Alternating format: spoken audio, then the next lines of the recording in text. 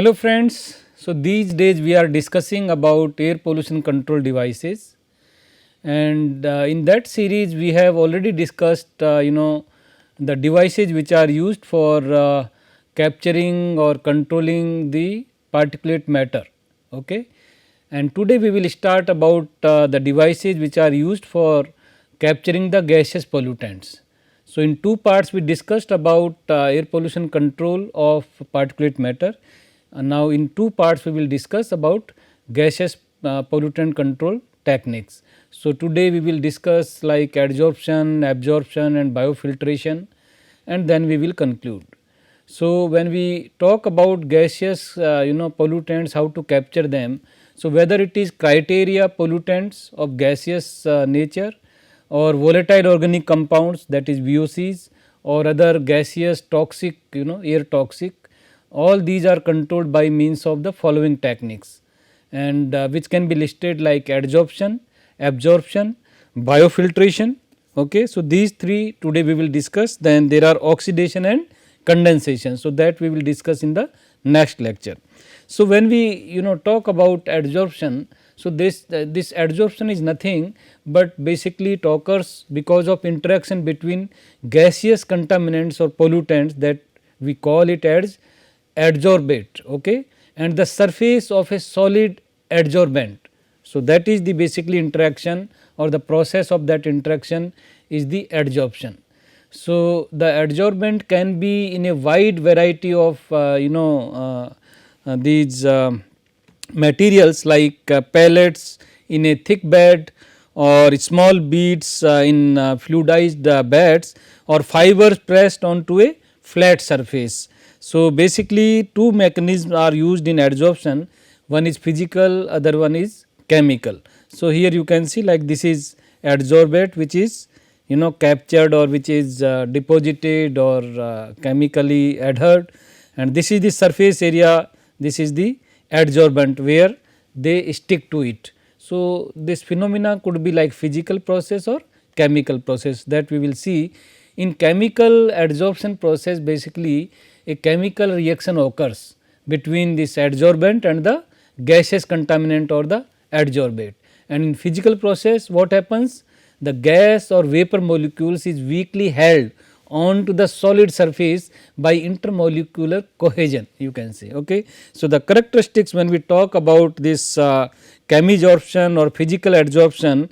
So, like in chemisorption or chemical adsorption, this releases high heat, this chemical process, because of chemical process like 10 kilocalorie per gram of the mole. Okay. And in physical adsorption, basically it releases low heat like 0.1 kilocalorie per gram of mole. If we talk about like it forms chemical compounds, whereas this gas is retained by dipolar interaction, it does not change its state or nature. In chemical process, chemical adsorption, this can form some sort of chemical compound, and desorption is difficult, means it is very difficult to get back that particular adsorbate which has been absorbed chemically. Okay. And this desorption is easy, means you can get again if you want to resource recovery is to be done, then this is the physical adsorption is a good process, you can say. Then in chemical process, adsorbate recovery impossible and adsorbate recovery is easy in this physical process. Okay. So, that is the consequence basically. Now, if we look into like types and components of this adsorption system, then basically when we talk about adsorbents, which kind of adsorbents are available. So, during this adsorption process, basically these vapor phase compounds in the gas stream which is called adsorbate, as we have already discussed, this passes through a bed or layer of the highly porous material which is called as adsorbent. So, the porosity is something which is very helpful to give the characteristic of adsorbent. So, the types of adsorbent depending upon their porosity, we can see different materials like activated carbon, which is the excellent adsorbent basically, because the surface area is very high, 600 to 1600 square meter per gram. See the activated carbon surface area is very high. So, the lot of porosity exists there, and this lot of surface area is there where gases and other things can stick to, or this cohesion can occur. And zeolite, if you talk, these molecular sieves, they have also good surface area, but it does not go beyond 590 to 700 square meter per gram of the mole, you can say. Synthetic, this was the per gram. Synthetic polymers, the surface area is around more than 1000 square meter per gram. Okay. So, this is also a good, you can say, in that sense it is comparable to the activated carbon. When we talk about the silica gel, it has again surface area similar to zeolite, like 750 square meter per gram or so. Activated alumina is also another adsorbent, which is aluminum oxide, and but its surface area available for this adsorption process is not more than 200 to 300 square per gram. So, that way activated carbon is the best sort adsorbent, you can say. When we see different physical properties or characteristics of these major type of adsorbents, you can see like this is the list of the adsorbent, and here are internal porosity. So, the maximum porosity is of the activated carbon, as we have seen, because of this surface area. Okay. Then zeolite is the second one in that sense, 40 to 55. Third one is activated alumina. Okay. But the surface area basically even if surface area, again you can see synthetic polymers have 1080 to 1100, 600 to 1600 is activated carbon depending upon its quality, and 600 to 700 zeolite molecular sieves, which we have already seen. Pore volume maximum like 0.8 to 1.20 cubic centimeter per gram in case of activated carbon. Then the second one is this one, 0.94 to 1.16. So, it is comparable, you can see activated carbon and synthetic polymers are almost same in terms of pore volume. When we talk about the bulk dry density, okay, so the activated carbon has 0.35 to 0.5 gram per cubic centimeter. Activated alumina has 0.9 to 1. Okay. So, this is maximum in that sense. After that this zeolite 0.80 or so. When we talk about the mean pore diameter, so the maximum is basically of this activated alumina, and the second one is the activated carbon. So, that way you can see different physical properties which influence behavior of this adsorption process in totality. When we see about this adsorption system, non-regenerative adsorption system basically. So, these are the adsorbent bed which are discarded when it approaches saturation with the contaminant, and its terms at non-regenerative, we cannot regenerate it. So, we have to discard it after saturation state is there. If regeneration is possible, then we can regenerate it and reuse it again, but that is not possible in case of non-regenerative type of adsorption systems, and they are designed basically for odor control or some low contaminant concentrations applicable like less than 10 ppm or so. So, those kind of things you can see here. Well, when we talk about regenerative adsorption systems, so adsorbent is treated and placed back in service after regeneration. So, these adsorption process are termed as regenerative because of this property, and this can be used for large scale applications like contaminant of high concentration 10 to 10,000 ppm or so. Okay. Then types of regenerative adsorption systems further can be subdivided in terms of like fixed bed designs or moving bed designs or fluidized bed designs. Okay.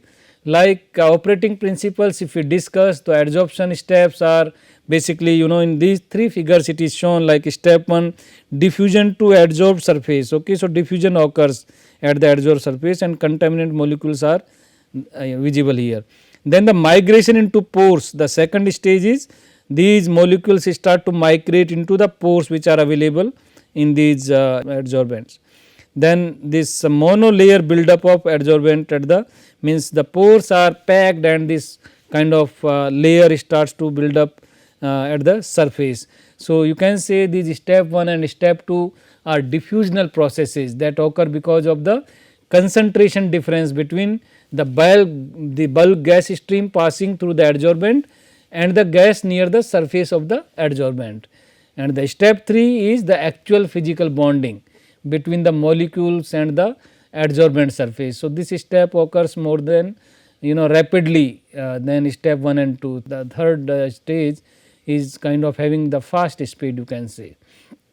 When we see like adsorption forces which are responsible for this adsorbent and adsorbate sticking together. So, this is basically you can see electrostatic nature of physical adsorption. In chemical, this is the chemical interaction between the gas and the solid. So, both these two things are different in that sense in fact. So, these adsorption forces of physical adsorption and chemical this chemisorption has different way, because the physical adsorption uses this electrostatic force kind of thing, and in chemical adsorption chemical interaction occurs basically, right. Then the capacity, the adsorption capacity relationships again depend upon equilibrium. So, adsorption equilibrium is the set of conditions at which the number of molecules arriving at the surface of the adsorbent equals to the number of molecules leaving. So, that kind of steady state equilibrium state has to be achieved, and the adsorbent bed becomes saturated with the vapors and cannot remove any more vapors from the exhaust system. That kind of state happens to be there. It determines the maximum amount of vapor that can be adsorbed at a given set of operating conditions, and 3 types of equilibrium graphs are used to describe these adsorption capacity basically, like isotherms or isobars and isosphere. Okay. So, we can see like these are the partial pressure versus this capacity weight. Okay. So, when we talk about isotherms, these isotherm is a plot of the adsorbent capacity versus the partial pressure as it is shown in the figure, though the title is not shown in the figure, but basically this is the isotherm, right. And for a constant temperature basically this adsorption capacity increases as the partial pressure increases. You can see this partial pressure increases. So, the capacity also increases with the fixed temperature, whether it is 212 or 140, means whatever temperature you take, if it is constant, then with respect to the partial pressure the capacity of adsorption also increases. When we talk about isobar, when this pressure is constant, in that case when you increase the temperature, this adsorption decreases, the capacity of the adsorption decreases, you can see it decreases like this. So, that is kind of inversely proportional or so. When we talk about these isospheres, these are the plots of the natural log of the pressure versus the reciprocal of the absolute temperature. So, again you can see here the slope of the this isosphere corresponds to the differential heat of the adsorption, and the this total heat of adsorption is determined by the integration over the total quantity of the material which is adsorbed. Okay. So, more is the slope, more is the material which can be adsorbed. Well, when we talk about the bed depth, so the sufficient depth has to be there of the adsorbent because it is important for achieving the efficient gas removal mechanism, and because like you want to remove these VOCs etc. So, this particular principle has to be taken into account. The minimum depth is based primarily on the length of mass transfer zone MTZ, and that is related to the rate of adsorption, and this mass transfer zone or MTZ basically depends on 6 separate factors which are like adsorbed particle size or gas velocity or adsorbate concentration, okay, fluid properties of the gas stream, temperature of the system and pressure of the system. All these factors really govern the efficiency of this adsorption process. So, bed depth if you want to calculate, basically this is the empirical relationship which can be used like MTZ equals 1 upon 1 minus XS D into 1 minus CB upon CS. CB is breakthrough capacity in percentage, CS is saturation capacity in percentage, MTZ already given length of the MTZ here, XS degree of saturation. So, this breakthrough capacity is basically defined as the capacity of the bed at which unreacted vapor begins to be emitted, okay. And the saturation capacity is the maximum amount of vapor that can be adsorbed per unit weight of the this activated carbon, determined from the adsorption isotherm that we have already seen here. These, from this we can determine these values. Okay. So, in summary we can say the adsorption summary can be like general applicability of adsorption is like acid, gases and organic compounds can be removed by this adsorption process. So, the typical concentration range can vary, like it can be less 1 ppm and up to 25% of LEL. LEL is lower explosive level. Okay. So, that range can be easily handled, and the typical gas temperature which it can handle, it has to be like less than 130 degree Fahrenheit. It can be applicable for control of multiple contaminants, that is possible, and the applicable for control of gas streams with particulate matter. So, the pre-treatment often required for removal of the particulate matter in that case basically. Now, if we go for absorption, so adsorption is over, now we go for absorption, both are two different things. Adsorption means at the surface, absorption means like in liquid or so. So, absorption refers to the transfer of gaseous components from the gas phase to the liquid phase basically. You can see here like these gases are there, SO2 or so. So, they go into the liquid, and there is a liquid film, and ultimately this liquid phase turbulent mixing can be there for removal purpose, and the liquid surface area available for mass transfer and the time available for the diffusion of the gaseous molecules into the liquid are basically important two factors affecting the performance of this system. And the gaseous contaminant being absorbed must be at least slightly soluble in the scrubbing liquid, otherwise it would be not possible, you can say, term to the absorbent. Okay. The mass transfer to the liquid continues until the liquid approaches the saturation level, and at saturation equilibrium is established, okay, between the mass transfer rate of the contaminant into the liquid and the mass transfer rate of the dissolved species back into the gas phase. So, up to that stage this process can go on, that saturation level is achieved at certain point of time. Different types of components of absorbers are like spray tower absorbers or packed bed absorbers or tray tower absorbers or venturi and ejector absorbers. Some of them already we discussed during second part of the particulate matter removal, if you recall. Okay.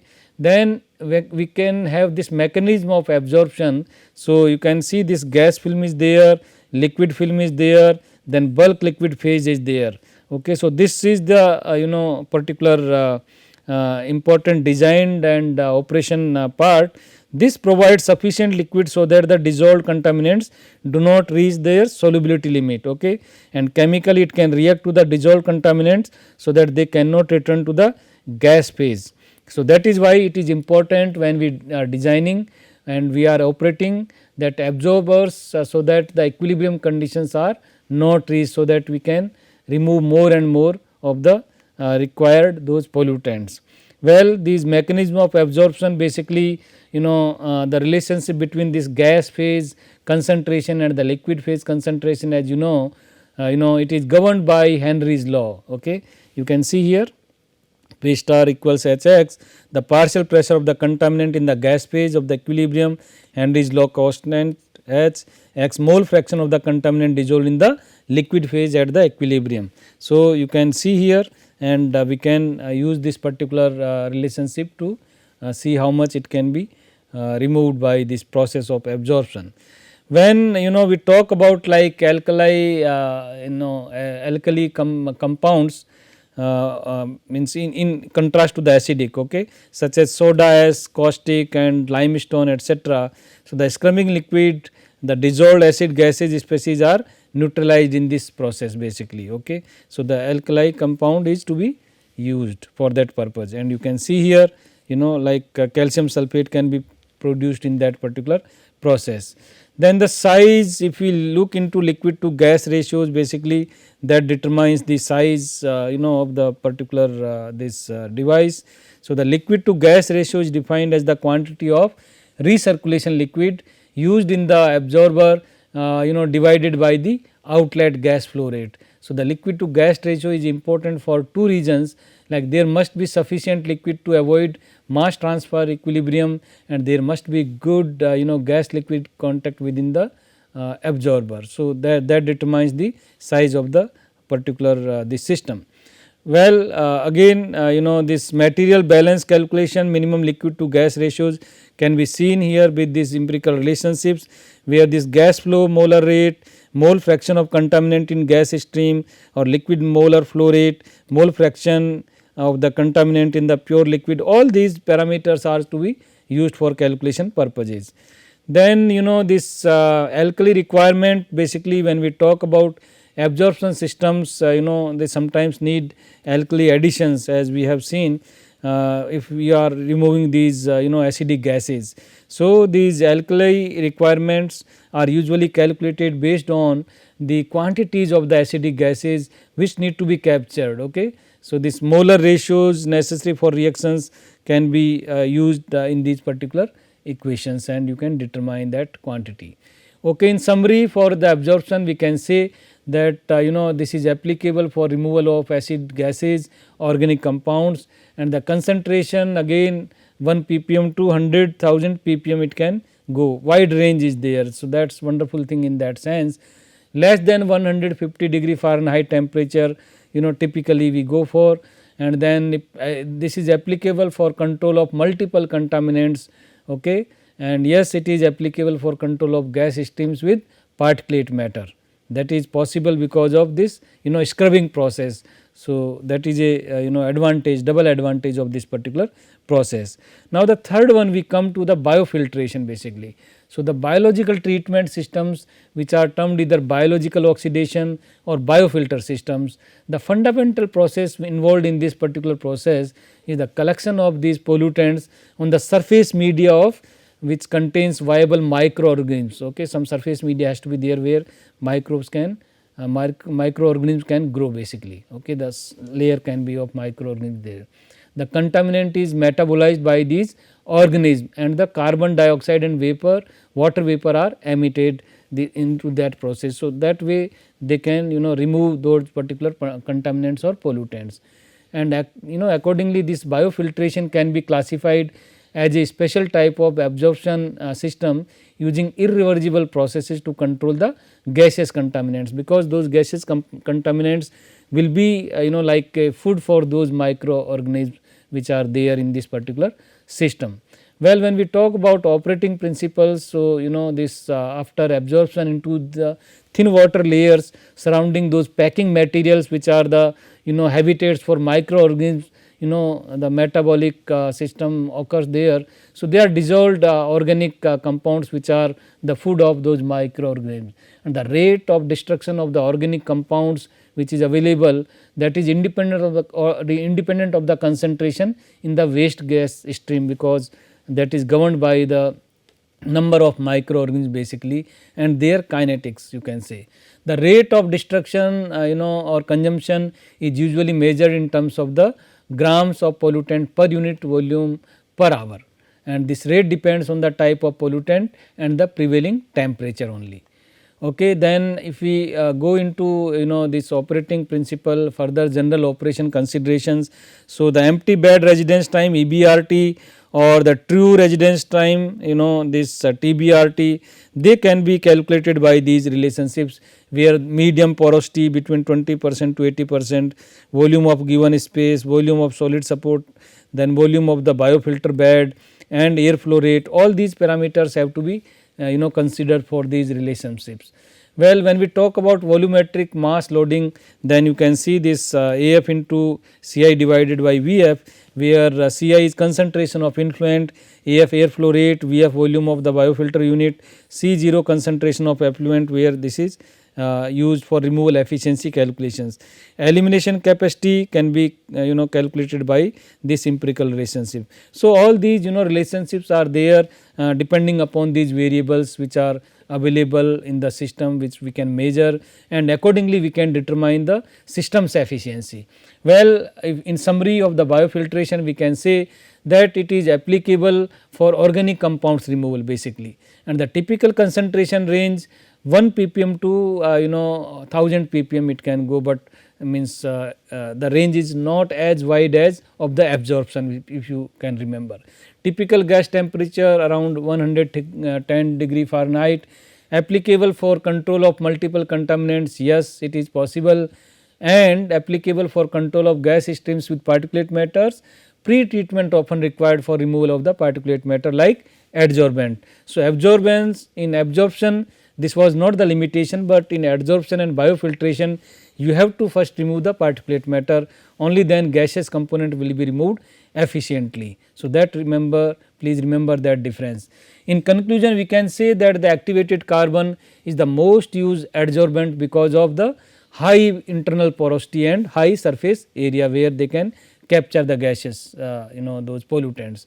Minimum bed depth for the adsorption is based primarily on the length of the mass transfer zone, that is related to the rate of adsorption. And sometimes these alkali addition is required in adsorption systems if we are treating the gas streams which are having acidic gases, right. And biofiltration is the most cost effective technology for dilute large volumes of air streams having these organic compounds, as we have discussed like this. So, this is all for today. In next lecture we will discuss about oxidation and condensation processes to remove these gaseous contaminants or pollutants. This is the reference list, you can go through at your free time to have more information about these processes which we have already discussed. So, thank you for your kind attention, and see you in the next lecture. Thanks again.